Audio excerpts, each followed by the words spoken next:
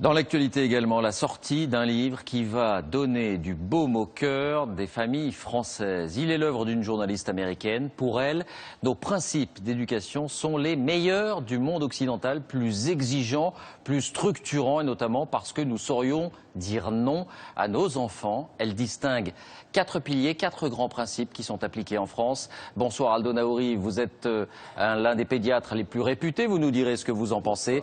D'abord, le détail de cette enquête. José Blanc-Lapierre, Nathalie Duboz. La nouvelle nous vient des États-Unis. Les enfants français seraient mieux éduqués que les petits Américains. Démonstration avec une famille parisienne, modèle de l'éducation à la française. Une éducation qui repose sur 4 piliers. Le premier, la nourriture, avec un principe « goûte d'abord ». C'est mercredi, maman ne travaille pas. Qui veut venir préparer les tomates? Préparer le repas devient un jeu pour toute la famille. Une petite tribu de 4 à 12 ans. Et Maya fait quoi? Bah toi tu restes là, tranquille. Qui apprécie déjà la bonne cuisine, mais qui avale aussi tomates et crudités à chaque repas sans rechigner, car maman a une méthode bien à elle. J'essaye de leur apprendre différents goûts de différents légumes pour qu'ils puissent au moins trouver des légumes qui leur plaisent dans le lot. Je leur demande toujours de goûter déjà, parce que je pense que plus on en goûte petit à petit et plus on aime les choses en fait. Pour la journaliste américaine, auteure du livre, ce rapport à la nourriture est l'une de ses plus grandes surprises. On mange d'abord ensemble à table et que les enfants et les parents mangent la même chose. Et que ce n'est pas les enfants qui décident qu'est-ce qu'on mange, c'est les parents qui décident. Aux États-Unis, c'est très rare d'avoir ce scénario. L'éducation à la française, c'est aussi leur apprendre la patience avec un maître mot, attends. Quand on est 4 enfants, il faut un peu de discipline. Allez, tu attends, je vais te donner du pain, je n'ai que 2 bras.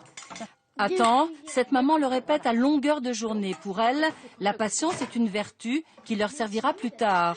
Dans le monde qui les attend, ils n'obtiendront pas tout de suite.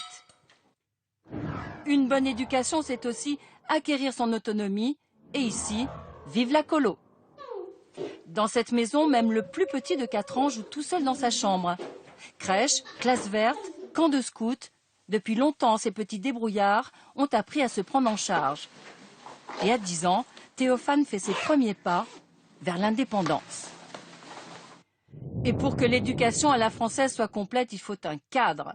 Avec la phrase clé, c'est moi qui décide.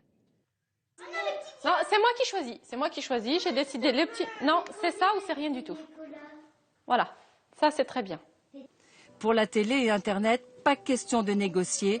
L'autonomie a ses limites. Celle-là, elle est bien. Celle-là, prends celle-là.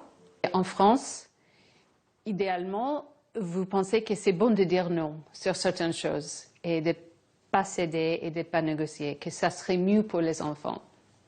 Et je crois que ça fait plus comme la vie.